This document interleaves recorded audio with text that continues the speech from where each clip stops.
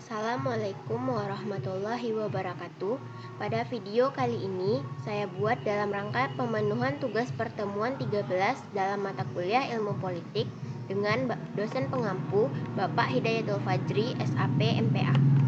Dengan topik pembahasan yaitu Trias Politika, dan materi yang akan saya jelaskan adalah sejarah Trias Politika, kekuasaan eksekutif, kekuasaan legislatif, dan kekuasaan yudikatif.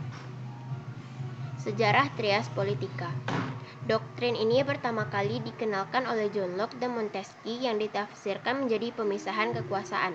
Pemikiran John Locke mengenai Trias Politika ada di dalam Magnum Opus yang ia tulis dan berjudul Two Treatises of Government yang terbit tahun 1690. Menurut Locke, kekuasaan yang harus dipisah tersebut adalah legislatif, eksekutif, dan federatif. Baron seconded de Montesquieu atau yang sering disebut Montesquieu mengajukan pemikiran politiknya yang termuat di dalam magnum opusnya Spirits of the Laws yang terbit tahun 1748. Dalam tiap pemerintahan menurut Montesquieu ada 3 macam kekuasaan, yaitu kekuasaan legislatif, kekuasaan eksekutif, dan kekuasaan yudikatif. Konsep Trias Politika. Pemisahan kekuasaan juga disebut dengan istilah Trias Politika ini adalah sebuah ide bahwa sebuah pemerintahan berdaulat harus dipisahkan antar dua atau lebih kesatuan kuat yang bebas, yang bertujuan mencegah satu orang atau kelompok mendapatkan kuasa yang terlalu banyak. Pemisahan kekuasaan juga merupakan suatu prinsip normatif bahwa kekuasaan itu sebaiknya tidak diserahkan kepada orang yang sama untuk mencegah penyalahgunaan kekuasaan oleh pihak yang berkuasa. Trias Politika memisahkan 3 macam kekuasaan. 1. Kekuasaan legislatif, tugasnya adalah membuat undang-undang.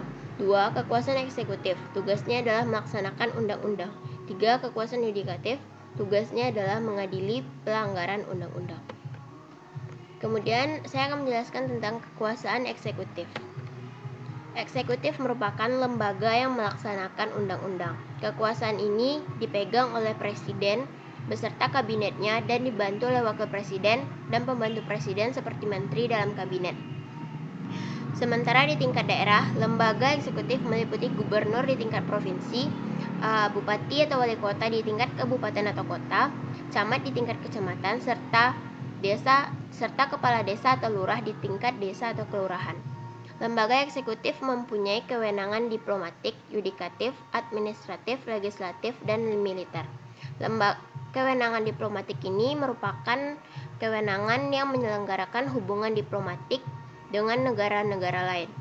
Kewenangan yudikatif adalah kewenangan memberikan grasi dan amnesti kepada warga negaranya yang melakukan pelanggaran hukum. Kewenangan administratif adalah kewenangan melaksanakan peraturan dan perundang-undangan dalam administrasi negara. Kemudian kewenangan legislatif adalah kewenangan yang mengatur.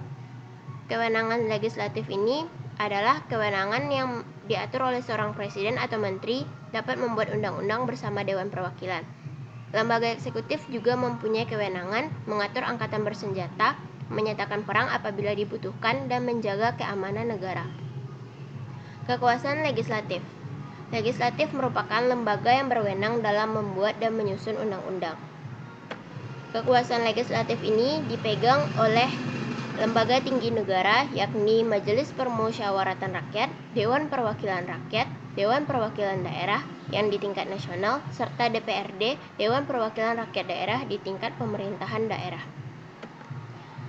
Lembaga legislatif ini dibentuk untuk mencegah kesewenangan raja atau presiden. Kekuasaan legislatif merupakan lembaga yang berwenang dalam membuat dan menyusun undang-undang. Kekuasaan ini dipegang oleh parlemen yang menjadi perwakilan rakyat. Selain kekuasaan membuat undang-undang, kekuasaan legislatif juga berwenang mengawasi dan meminta keterangan pada kekuasaan eksekutif. Adanya kekuasaan legislatif juga berfungsi untuk membatasi kekuasaan eksekutif atau presiden, sehingga presiden tidak bisa sewenang-wenang memanfaatkan jabatannya untuk kepentingan pribadi atau kelompok tertentu. Kekuasaan yudikatif. Kekuasaan yudikatif mempunyai kekuasaan untuk mengontrol seluruh lembaga negara yang menyimpang atas hukum yang berlaku pada negara tersebut. Lembaga yudikatif dibentuk sebagai alat penegakan hukum, hak penguji material, penyelesaian penyelisihan, hak mengesahkan peraturan hukum atau membatalkan peraturan apabila bertentangan dengan dasar negara.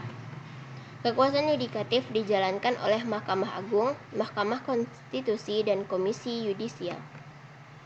Kemudian, kesimpulan yang dapat saya ambil dari materi yang saya jelaskan ini adalah trias politika atau pemisahan kekuasaan merupakan konsep pemerintahan yang kini banyak dianut di berbagai negara di belahan dunia.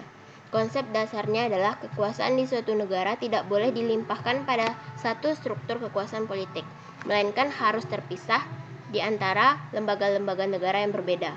Konsep ini bertujuan agar semua tugas atau kekuasaan tidak hanya dilimpahkan pada satu kekuasaan tertinggi di suatu negara, melainkan kekuasaan tersebut dibagi lagi ke dalam beberapa lembaga negara yang terorganisir dalam sebuah struktur pemisahan kekuasaan. Salah satu yang mendasari pemisahan kekuasaan dalam suatu negara adalah menghindari suatu pihak yang berkuasa untuk menyalahgunakan kekuasaan yang telah diberikan. Sekian yang dapat saya jelaskan. Saya tutup dengan wassalamualaikum warahmatullahi wabarakatuh.